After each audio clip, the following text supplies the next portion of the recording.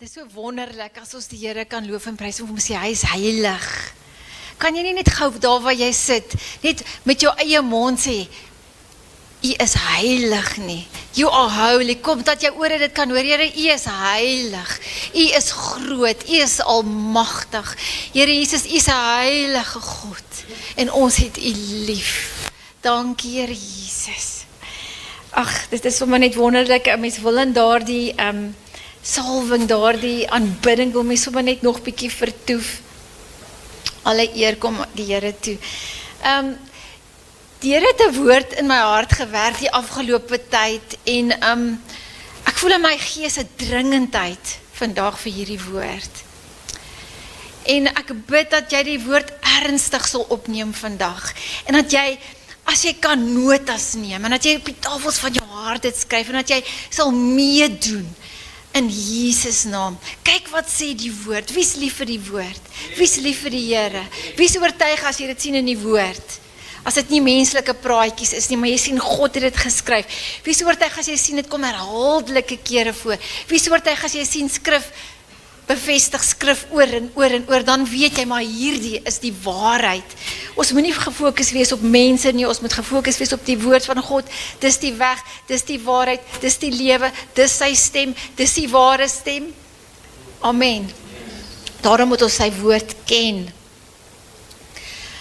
Amen. So, ek wil graag net terugverwys na ons woord uit Haggai en ek weet julle weet al dit, maar ons moet mekaar herinner, want toe ons die woord ontvang het, toe het ons gevoel, ja, ons het so 'n dringendheid gehad, dit is wat die Here sê vir hierdie gemeente, vir hierdie jaar, en dit hou aan instroom, bevestiging op alle vlakke. In hierdie week het ek vir hom weer iets gewys van 'n profeet wêreldwyd wat sê bult.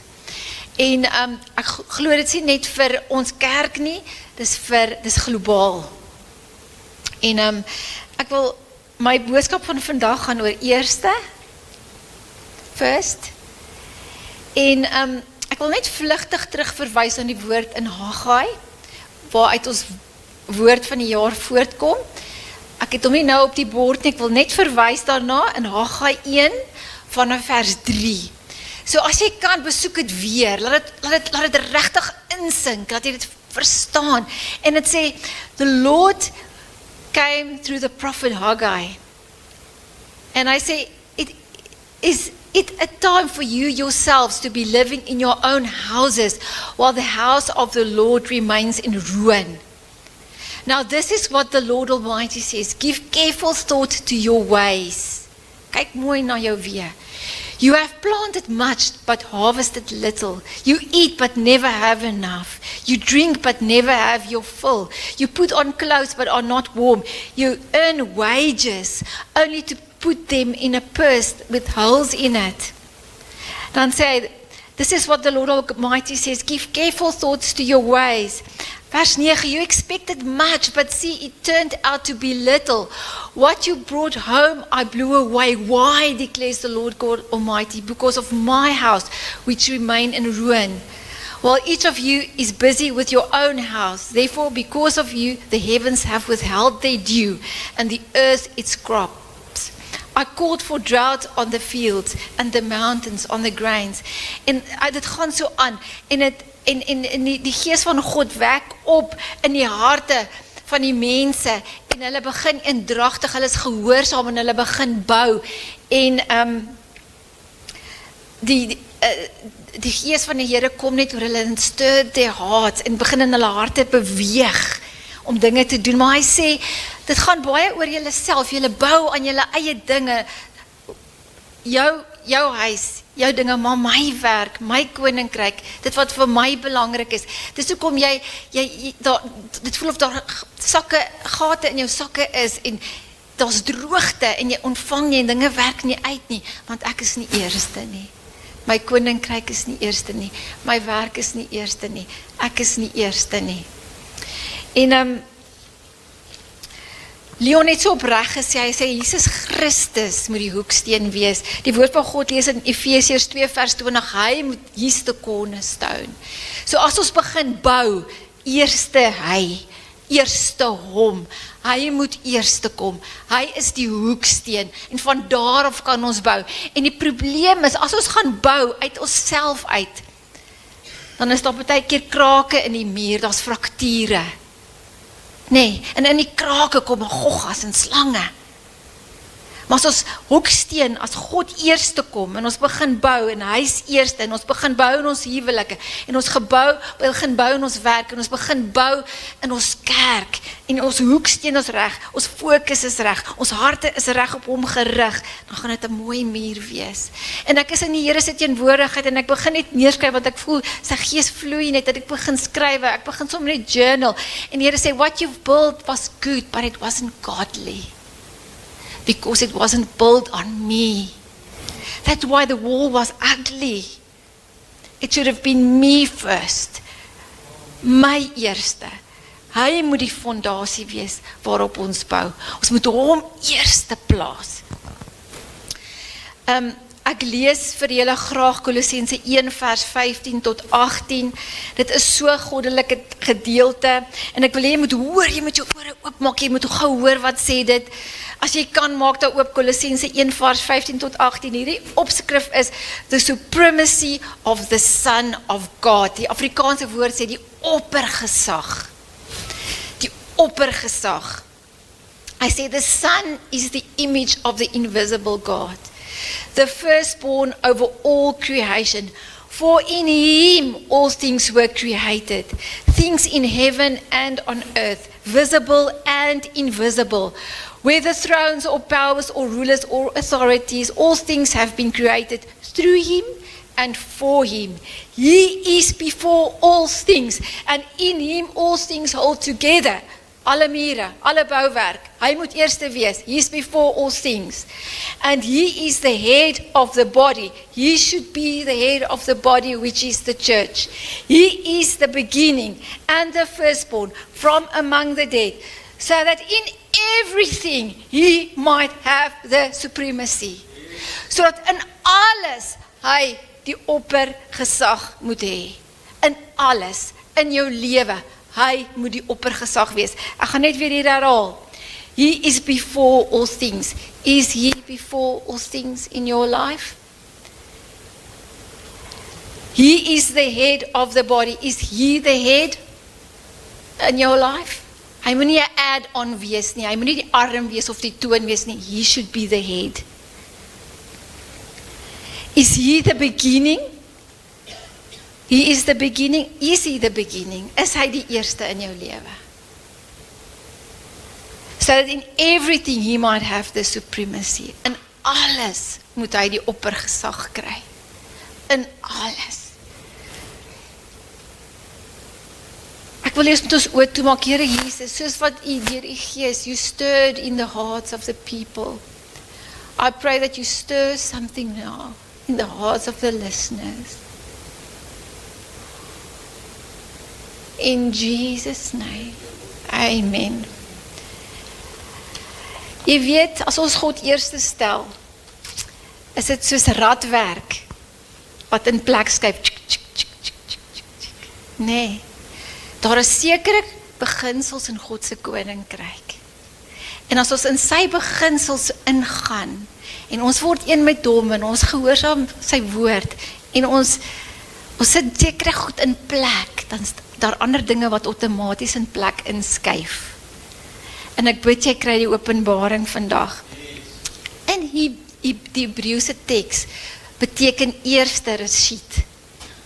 Die woord, ek weet nie, ek verskoon my uitspraak, maar weet julle wat beteken dit? Dit beteken eerste in tyd. As jy sê God is jou eerste, dan is dit eerste in tyd, eerste in plek, eerste in orde, eerste in rang. Is hy eerste in jou tyd? Is hy eerste in jou plek, in jou hart? Verkry hy eerste plek?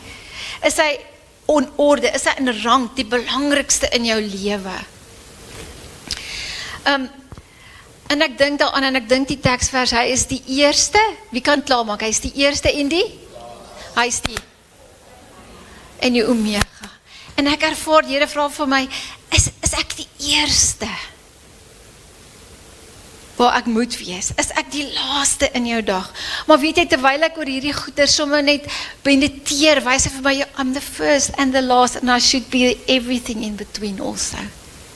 Want hier is die eerste, en daar is die laaste, maar dit beteken, en alles tussenin ook.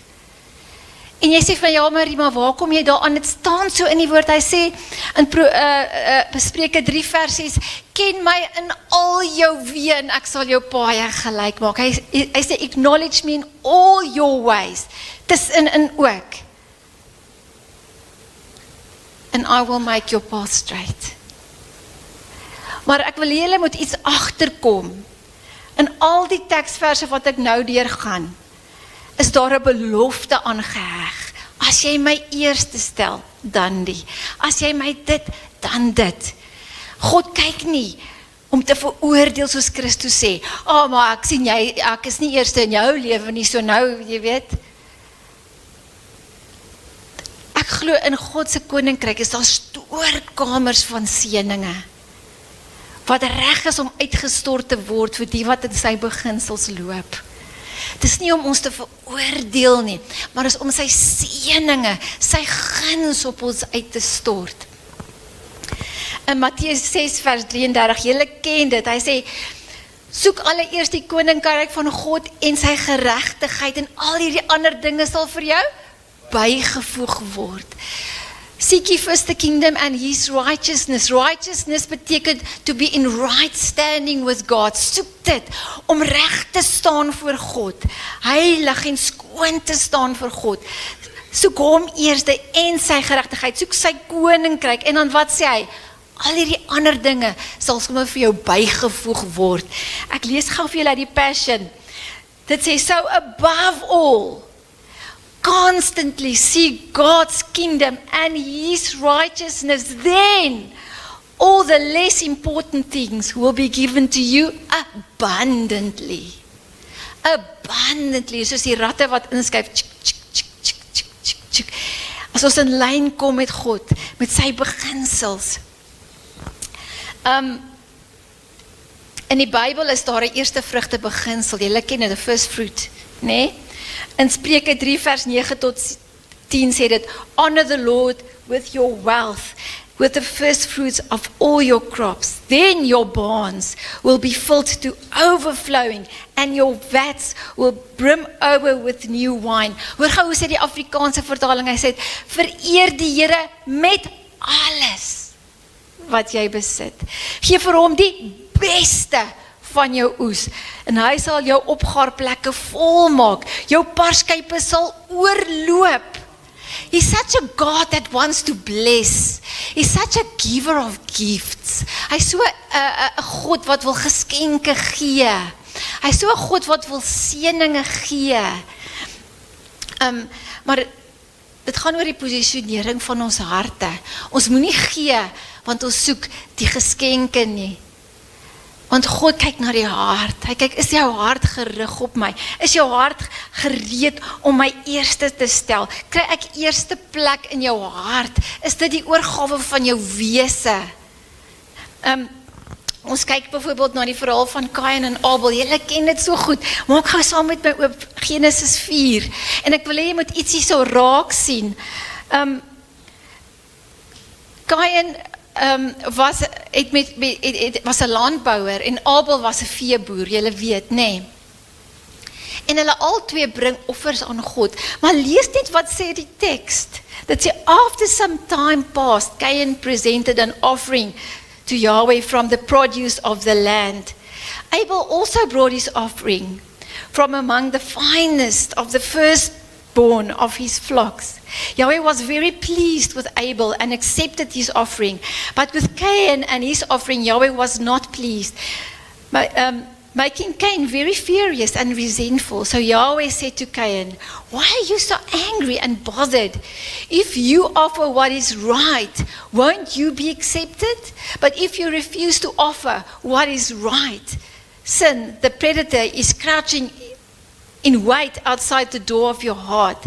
It desires to have you, to get you, you must be its master. Ander vertaling sê, rule over the sin.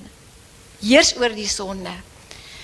En ek kyk na hierdie teks en dit sê, met verloop van tyd het Kain van sy vrugte geoffer, van sy land se goed, het hy vir God gegee. Nee. Maar Abel het die beste van sy vee, die firstborn, die vetste, het hy vir God gebring. En hoe jy dit ook al interpreteer, God het na hulle harte gekyk. Hulle albei het geoffer, hulle albei was gereed om hulle offerhandes vir God te bring. But there was something about their heart's positioning. Want Kain het met verloop van tyd van sy goedjies het hy vir die Here gebring, omdat dit nou maar die ding was om te doen, first fruits, that was required of that time. You should do it. Maar Abel het die beste, die vetste, die eerste vir God gebring. En sy offer was meer aanneemlik vir Christus gewees, vir God gewees. Maar ons lees ook, God het in Kain sonde gevind, want hy sê heers oor jou sonde. En ek is so bewus, God sê, maar ek kyk na jou hart. Matteus 6 vers 21 sê, waar jou skat is, daar is jou hart ook. En ek kan dit ander kant toe omvat ook. Daar waar jou hart is jou skat. Nee, wat is vir jou die belangrikste? En weet jy, hoe kan mens weet, dis waarvan mense die meeste praat? What excites you the most? Dan weet jy nogal waar sy persoon se hart, dis waar sy skat is. Ons moet God eerste plaas. Hy kyk na ons harte. Ek kyk byvoorbeeld na Abraham en Isak. Dit is so 'n ongelooflike teks en die Here hou aanpraat. Ons almal ken die verhaal van Abraham en Isak, maar weet julle wat val my oë op? God vra hom, die opskrif sê, Abraham was tested. God het hom getoets. Het was net 'n toets. Ek dink God wou sien waar staan die sake. En hy sê vir hom, bring jou seun, jou eerste seun, jou eerste geborene seun. Dit wat vir jou die belangrikste is. En offer hom vir my. En Abraham was getrou, hy doen dit toe, nee. En net voor hy hom offer, hoor wat sê die Here, wat sê die Here uit sy woord, Genesis 22 vers 12. Hy sê, do not lay a hand on the boy, he said. Do not do anything to harm him. Now I know. God sê, now I know. Nou weet ek. That you fear God because you have not withheld from me, your son, your only son. God was just looking. Waar's jou hart? Now I know. You were even willing to give that which matters the most. Now I know. En hoor hierso wat sê die woord van God verder, Genesis 22 vers 16 tot 18. Hy sê, I swear by myself. God sê, ek sweer hier by myself, ek lê eed af. God sê dit. Declares the Lord, that because you have done this, and have not withheld your son, your only son, I will surely bless you and make your descendants as numerous as the stars in the sky and as the sand on the seashore. Your descendants will take possession of the cities of their enemies, and through your offspring all nations on earth will be blessed because you have obeyed me. Maar ek hou daarvan en sê, now I know. Ek sien waar is jou hart. You are willing to give this to me. En hy het dit nie nodig gehad om hom op die ou end te offer nie. God wou net sien, waar is jou hart? Waar is jou skat? Is dit by my? Is dit om my te gehoorsaam? In 2 Kronieke 16 vers 9 lees die woord, so hy sê, for the eyes of the Lord roam to and fro over all the earth to show himself strong on behalf of those whose hearts are fully devoted to him. Hy sê die oë van die Here deurgrond die aarde om te kyk wie se hart is op hom gerig. En hy kyk nie om te kyk waar kan hy oordeel nie. Hy kyk wie staan wat ek kan vertrou. Wie staan wie se hart op my gerig is. Wie staan wie ek op my seëninge kan oor uitstort. Wie staan, is daar iemand. Wie staan wat my eerste stel. My en my huis, het my koninkryk en dit wat vir my belangrik is jou hart ingestel hom eerste, as oppergesag. Erken jy hom as oppergesag? In jou lewe, in jou dag, in jou routine, in jou lewe.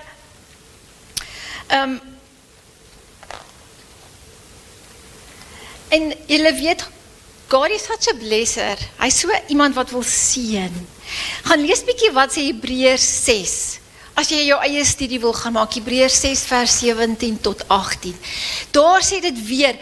Hy sê, ek leer eet af teenoor myself, dat ek sal seën. Daar sê hy weer, hy sweer by homself, hy sal seën. Hy sê, I'm not a man that I should lie. Hy is nie 'n man dat hy sal lieg nie. As hy sê hy sal sy seëninge uitstort, dan sal hy dit doen.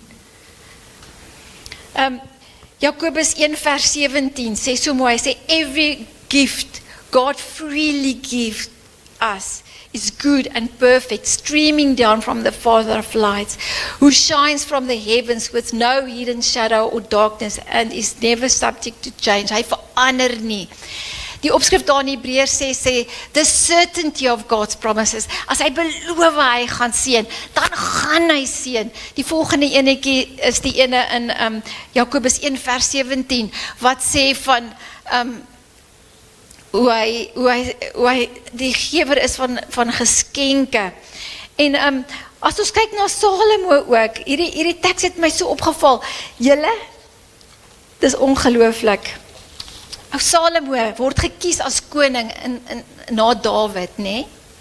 Julle weet, Salomo was koning na sy pa. En dit was gebruiklik as 'n koning tot heerskappy kom, as hy as 'n koning verkies word, dan moes hulle iets offer. Hulle moes 'n offer bring, hulle moes 'n bul offer. Weet julle wat doen Salomo? Hy offer nie net 1 bul nie. Hy gaan offer 1000. Hy doen 1000 offerhanding. Verbeel julle, daar het so baie diere nou tot sterwe gekom met hierdie back-and-closure siekte, nee. Maar stel jouself voor 1000 beeste. 1000 bulle offer Salomo.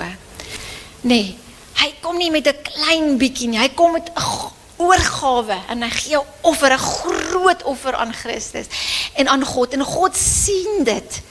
En God verskyn aan Salomo in 'n droom. En hy sê vir Salomo, ek het gesien wat jy gedoen het. Wat kan ek vir jou doen? Is daar enige iets wat jy van my wil vra? Hy sê vir Salomo in 'n droom, ek kan my enige iets vra. Omdat jy dit gedoen het, kan jy enige iets van my vra? En Salomo vra vir wysheid.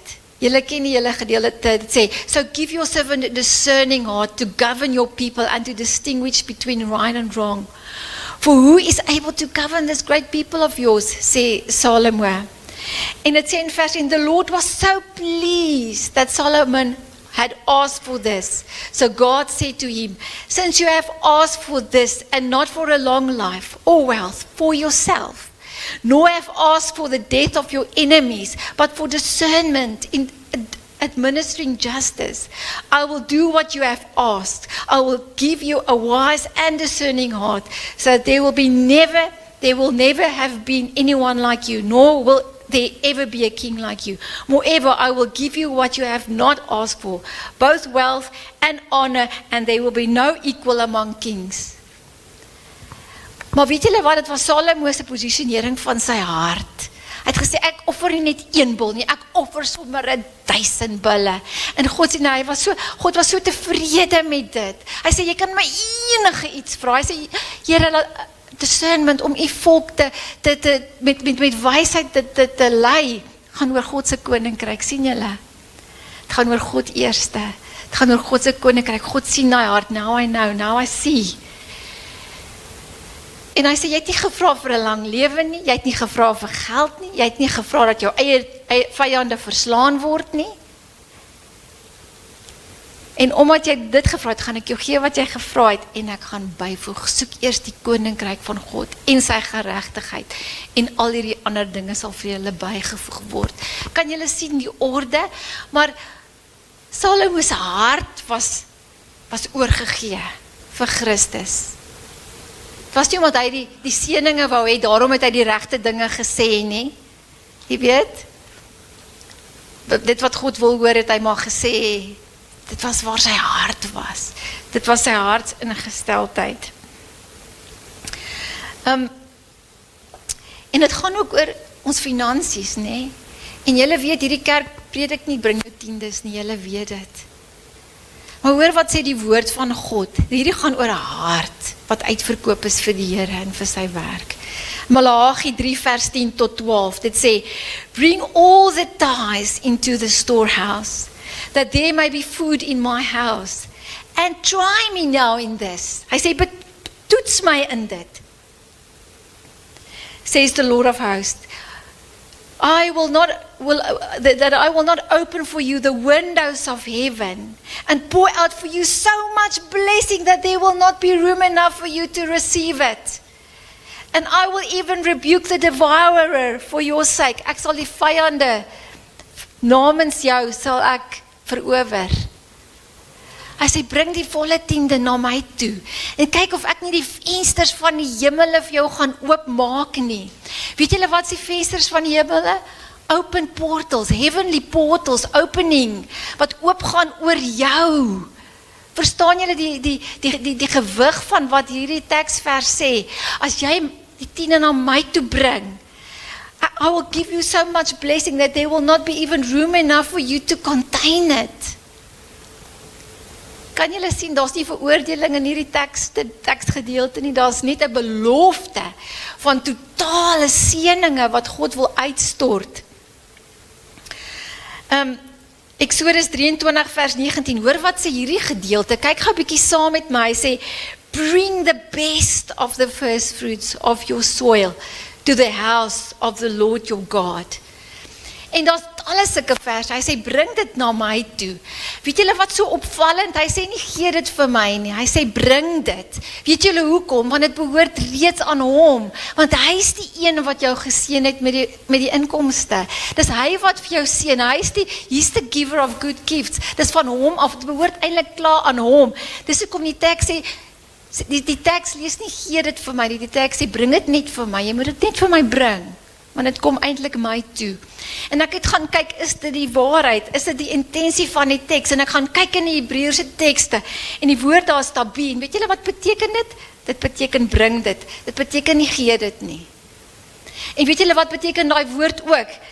Tabi, dit beteken, dit goes full circle. Gaan lees dit bietjie op, dit beteken full circle, want het kom van God af, ek gee dit terug vir hom, hy seën my, dan uit die oorvloed van sy seëninge, gee ek weer vir hom, en dan seën hy my, en uit die oorvloed, it's full circle, hierdie woord impliseer ook, it goes full circle, die volle cirkel, nee, bring, en jy kan sê, nee maar Marie, dit is, hoe kan jy sê bring, dit behoort nie aan die Here nie, die woord sê so, Levitikus 27 vers 30 sê, a tithe of everything belongs to the Lord, dit behoort nie aan jou nie, ons moet dit net bring, nee, en hoor wat sê die woord, hy sê, a tithe of everything belongs to the Lord, it is holy to the Lord, daardie tiende is heilig, dis heilig, dis dit wat die poorte van die hemele vir jou oopsluit.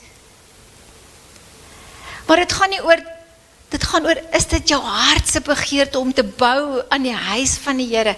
Is dit jou hartse begeerte dat hy eerste kom, die cornerstone? Is dit waarop jy jou huis bou? Is dit waarop alles volgende moet bou? Dit gaan nie oor die geld, dit gaan oor jou posisionering van jou hart, want God kyk na jou hartse intensie.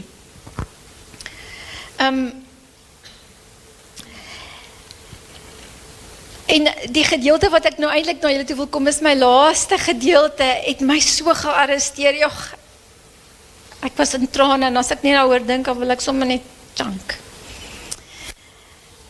Hoor hierdie gedeelte in die Bybel, in Markus 14, en die Here het so baie met my gepraat, het so in my baie dinge losgemaak, wat ek nie raak gesien het. En julle ken hierdie gedeelte goed, maar kyk saam met my gou in die woord, Markus 14, as jy teks het. En Jesus hulle was aan 'n etenstafel en daar kom 'n vrou in die huis en lees hierso. Now Jesus was in Bethany, in the home of Simon, a man Jesus had healed of leprosy. And as he was reclining at the table, a woman came into the house with an alabaster flask filled with highest quality of fragrant and expensive oil. Die ander evangelie sê dit is nardusolie, nee, naad. En dit was, as jy daaroor oplees, die duurste, suiwerste, lekkerste reukolie wat daar was in daardie tyd. Dit was so duur. She came to Jesus and with a gesture of extreme devotion, she broke the flask and poured out the precious oil over his head. Nou in daardie tyd, as jy olie op iemand se kop uitgegooi het, was dit 'n teken van hulle koningskap. Want elke koning wat gesalf was as 'n koning, was daar olie op hulle kop. En wat sy eintlik sê is, you are my king. I hail you as my king. I show you, you are my king. I honor you as my king. Dis eintlik wat sy kom demonstreer het. Die ander evangelies was dit op sy voete, julle ken dit. En nou dink ek by myself, okay Here, was dit nou op die kop of op die voete? En julle moet verstaan, die skrywers het uit hulle oogpunt dit, en miskien was dit die verhaal van Markus, was dit vir hom die een wat uitgestaan het op die kop. En vir die ander was dit dalk op die voete. Maar wat ek verstaan is, op die kop en op die voete. Van die kroontjie tot by die toontjie het sy gesê, you're my king. Sy het hom gesalf. Want weet julle hoekom dink ek, het was sy hele liggaam, want hy sê later, sy het hom voorberei vir sy het hom gesalf vir sy dood, nee, sy hele liggaam. Dit sê dit in hierdie teks, maar kom ons lees verder.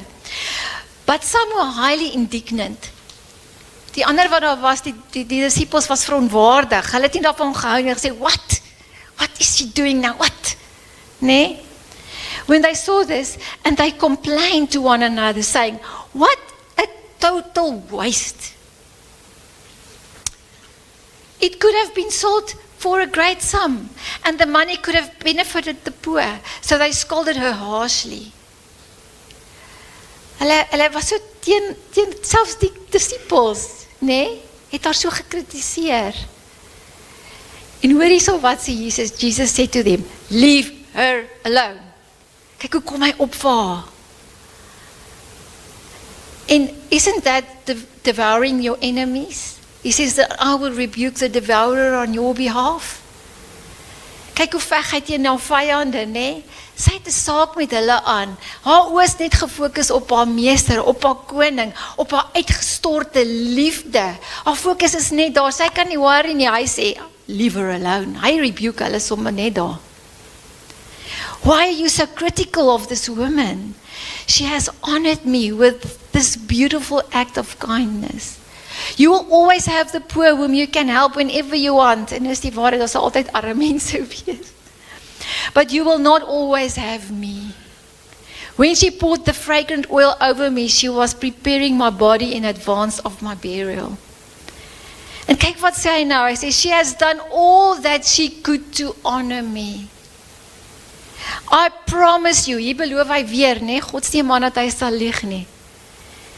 That as this wonderful gospel spreads all over the world, the story of her lavish devotion to me will be mentioned in memory of her. En vandag nog lees ons van haar, daai aksie van haar. Sy was baie intentioneel. Sy het presies geweet wat sy gaan doen. Sy het 'n plan gehad in haar kop. Dis wat ek gaan doen. Ek gaan my dierolie vat en die ander evangelie sê dit was so duur soos 1 jaar se salaris. Imagine jou hele jaar salaris wat jy uitgooi. Christo het 1 jaar vir my parfuum gekoop en toe breek dit en dit val op die vloer en daai parfuum val op die vloer en dit het my gepyn hoor. My vloer het lekker geruik. Maar dit het my gepyn. Want is duur, nee? Imagine 'n hele jaar se geld gooi sy oor hom uit. Sonder om te dink, sy het dit beplan. Sy het die seël gebreek, die woord van God sê sy het die seël gebreek, het beteken no picking up, no turning back, everything or nothing. Dit was haar hartse posisie, was alles of niks, Here, ek gee vir U alles, my beste, my alles, my heerlikste, my mooiste geur gee ek vir U. En hy sê, hierdie sal aanhou vertel word, en weet julle, is daar Christene in China, lees hulle die Bybel, is daar Christene in Rusland, is daar Christene in Portugal, hy sê, her story will be told right over the world, en hulle lees reg oor die wêreld van hierdie vrou, sy aksie, van oorgawe, van liefde, van ek sit U eerste, ek kan nie worry oor my vyande nie, en Jesus kom hierso en hy demonstreer iets, as ons hom eerste stel, then you will rebuke the devourer on our behalf. Soos op baie ander plekke, hy het vir Salomo gesê, omdat jy nie gevra het dat ek jou vyande moet verower nie, sal ek dit ook sommer doen. Nee, want jy het gevra vir wysheid, dit is sommer saam met die pakkie, ek gaan sommer die vyande ook uitsorteer vir jou. En ek lees ook van Jehosafat, sommer net 'n add-on, julle ken hierdie storie, Jehosafat bevind hom op 'n situasie waar hy oorweldig is met al sy uitdagings, met die vyande, die Moabiete, die Ammoniete, die Meuniete, hulle is op hulle hoor, noem het. Hy is so oorweldig, want hy sien nie 'n uitkoms nie. Wie was al op so 'n plek, jy sien net nie 'n uitkoms nie. Jy sien, Here, hierdie kant toe kan nie. Here, daardie kant toe kan nie. Ek sien nie hier 'n uitkoms nie. Ek sien nie môre 'n uitkoms nie. Here, hierdie kant toe kan nie werk nie. Here, daardie kant toe kan nie werk nie. Wie het al so gevoel? En gaan lees die teks, nee, op 'n stadium in 2 Kronieke 20 vers 12 sê hy, Lord, dit is so kragtig. We have no power to face this vast army that is attacking us. We do not know what to do, but our eyes are on you. Hy sê, ons weet nie wat om doen nie, maar ons oë is net op U. Net op U gerig. En weet julle wat gebeur na die verhaal? Hulle begin vas. Hulle begin lofprysing en aanbidding sing. Daai woorde, give thanks to the Lord for His good, His love endures forever. Hulle begin net God verwoord en hom prys en hom eers te stel. Hulle oor net op hom, nee. En die Here sê vir hulle, vandag gaan ek wees julle stil, ek sal julle vyande veg. Be still, I will fight your enemies. Gaan lees daai hele verhaal. En die vyand keer teen mekaar en hulle kry die oorwinning. En dieselfde ding hierso, hulle oë was net op Christus. Ek sê, Lord, we don't know what to do, but our eyes are just on you. En as ons, die Here wys my, ons moet net ons oë gefokus hê op hom. Putting Him first, honoring Him, acknowledging Him, and then He will see to the enemies on our behalf. Hy sal vir ons 'n weg oopmaak. Hy sal vir ons die veg. Ons geveg is nie teen 'n vyand nie. Wat ons moet doen is, we have to have our eyes fixed on Jesus. First things first. Hy moet eerste kom. Dan begin al die ander dinge in plek skuif. So tsk, tsk, tsk, tsk, die ratte kom so in plek. En ek is sommer besig met die Here en ek sê vir die Here, maar as ek nou hierdie woord bring, wat gaan maak dat mense wil dit doen? Mense is baie keer oortuig in jou hart, ja, die woord sê so, ek is oortuig, maar dan val die woord nie op vrugbare grond nie, en mense kom nie in aksie oor nie, en as jy weer sien, dan sit hulle nie vir Christus eerste nie, en ander dinge is weer, ek sê, Lord, what must happen, that they take hold of this, en die Here verwys na Haggai 1, where He stirred up in the hearts of the people, He just stirred up, He's a heart stirrer, nee, en ek bid vandag dat die Here dit in jou hart sal bewerk, dat jy sal insien, maar hy moet eerste plek kry, hy moet oppergesag kry in my lewe, hy verdien eerste plek, hy is die koning, in hom hou hy alles in stand, alles kom van hom af, in him, through him, with him, for him, en ek gaan en ek lees verder in die woord van God, in 2 Korintiërs 5 vers 14 tot 15, en dit is so pragtig, hy sê, for it is Christ's love that fuels our passion.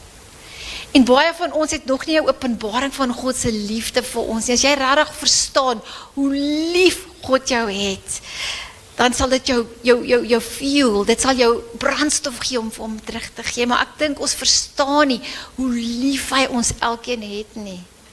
En as jy sukkel met dit, sê Here, ek bid dat U vir my openbaring sal gee hoe lief U my het. Maar ek dink ook is ons liefde vir Christus wat ons voel. Wie is lief vir die Here? It's also that same love that fuels us to want to do things, to want to live out our ministry, that wants to work, that wants to want to do things. Ek hoor van iemand wat baie werk ingesit het vir 'n projek. Prys die Here vir Christus, vir sy koninkryk, vir sy heerlikheid. What is that fuels that? Is love for Christ. Maar lees wat sê die vers verder. Hy sê, for it's Christ's love that fuels our passion and holds us tightly, because we are convinced that He has given His life for all of us. This means all died with Him, so that those who live should no longer live self-absorbed lives, but lives that are poured out for Him, the one who died for us and now lives again. Hy sê dit is hy wat maak dat ons nie selfgeabsorbeerde lewens wil lewe nie, but a life that is poured out for Him. Daar in Haggai het hulle selfgeabsorbeerde lewens gelewe, het gegaan net oor hulle self, oor hulle eie huishoudings. Nee, en God het gesê, hey, watch your ways. Let op jou weë. Dinge is nie reg nie. Moenie net oor jou en jou huis en jou koninkryk en jou gemaak in jou zone, in jou wil, in jou planne gaan nie. En hy maak 'n oproep en sê, build my house. Maar Christus is ons hoeksteen. Dit moet oor hom gaan. Sy koninkryk. His kingdom first. Dan sal al die ander dinge toegevoeg word. Maar ek hou van hierdie gedeelte, dit sê, lives that are poured out for Him. Soos hierdie vrou, sy het 'n aksie kom demonstreer van uitgegiet. Nee. En selfs Paulus in Filippense 2 vers 17, gaan lees dit bietjie, hy praat van sy lewe, his life being all poured out for Christ. Paulus skryf ook dieselfde ding, hy sê, my life is poured out for Christ. En ek sê vir die Here, mag my lewe ook, if you look at me, will you say, yes, her life is poured out for me. Her life is poured out. Ek wil graag hê môre as jy net weer bietjie daai holy kan speel op jou gitaar. Waar's môre net gegaan? Môre, ag, daar sit jy. Ag, asseblief, dit was so pragtig, joh. En ek mediteer oor hierdie dinge en ek sommer so in die Here se teenwoordigheid en die Here wys vir my ietsie. Wie het al daai storie gehoor van liefdestale? Dat ons almal het ons eie liefdestaal. Wie weet van dit? Party se liefdestaal is as iemand tyd aan jou toegee. Ek hou daarvan as ek bietjie tyd kry. Nee. Party se liefdestaal is respek. As ek voel ek is gerespekteerd. Party se liefdestaal is geskenke. Party se liefdestaal is woorde van affirmasie en woorde van liefde en woorde van waardering. En die Here sê vir my, I'm the same. Die Here wys my, hy is dieselfde. Ons is gemaak na sy beeld. You can't say you love the Lord, but you don't give Him time. You can't say you love the Lord, but you can't give Him gifts. You can't say you love the Lord, but you don't have words for Him that affirms Him. You can't say you love the Lord. Nou, hy het nie jou affirmasies nodig nie, hy is God. Maar hy is ook sy liefdestaal. Hy wys vir my dit, ons is na sy beeld gemaak. En jy sê vir my, ja, maar jy is nou van die pad, die woord sê, ons moet die Here ons God lief hê, met ons hele hart, met ons hele siel, met ons hele verstand. Hy is al die liefdestale. Respekteer ons hom, vrees ons hom, gee ons vir hom die respek wat hy toekom as oppergesag. En ek wil dit net by julle nalaat. It's not to judge. We've got a God that seeks who He can bless us. He searches. Hy sê die aarde, sy oë deurgrond die aarde om te kyk wie kan hy seën. Iets so 'n bietjie oor na te dink, nê? Is hy Rashid in jou lewe? Eerste in tyd, plek, orde, rank. As jy voel daar's krake in jou huwelik. As jy voel daar's krake. As jy voel dit gaan nie goed nie. Eerste plek om te kyk is hy eerste. Life happens. Maar is jou hoeksteen reg? Is hy reg gelê? Is dit Christus? En dis hoekom ek voel as ons gaan bou, moet dit reg wees. Hierdie keer, this round, the right way. Sodat hy sy seëninge kan uitstort op hierdie huis. Oor jou finansies, oor jou lewe. Hoor julle die liefde van Jesus Christus, sodat he can rebuke the devourer on your behalf. Ons het niks aan met ons vyand nie. Ons het alles aan, ons saak is aan met Christus. Hoor julle vir ons? Hoor julle die woord van Christus? Hoor julle die woord van God? Nie vir ons nie, ek bedoel. In Jesus naam. Kom ons maak net ons oë bietjie toe en ons dink sommer net bietjie oor hierdie woord na en sê Here, we crown you as Lord of Lords, King of Kings. En ek bid Here dat U deur die Gees sal stuur, dat U die harte sal beweeg om dit te doen. En as ek weer kyk na daai gedeelte in Haggai, sê dit so fantasties.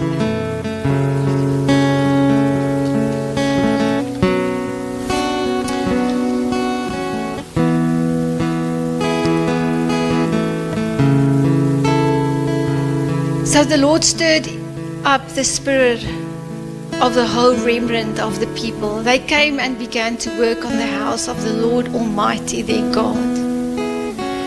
En het sê ook bietjie vroeër, and they feared God greatly.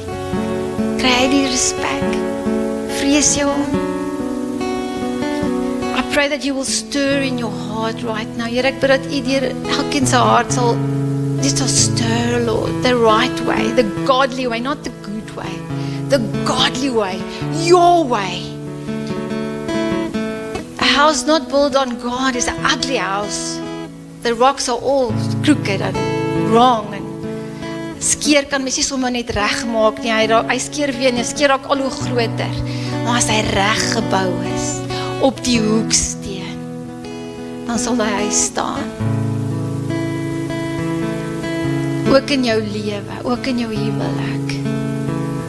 Thank you, Lord Jesus. I pray that you carry on speaking through your Holy Spirit, your precious word. Lord, you deserve the first place in our lives. You deserve the first place. In Jesus' name, amen.